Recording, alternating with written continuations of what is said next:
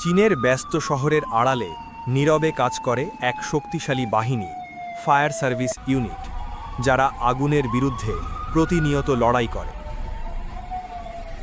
চীনের fire service সরাসরি রাষ্ট্রীয় ব্যবস্থার অধীনে পরিচালিত। কঠোর শৃঙ্খলা আর সুসংগঠিত কমান্ডই তাদের সবচেয়ে বড় শক্তি।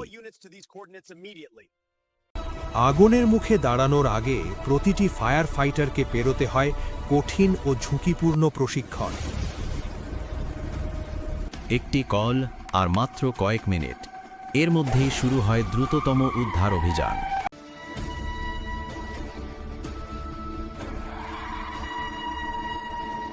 ড্রোন, রোবট ও আধুনিক ফোম প্রযুক্তি।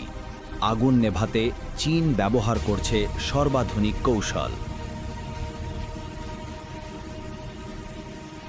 আগুনের মাঝেও মানুষের জীবন বাঁচানোই তাদের প্রধান লক্ষ্য।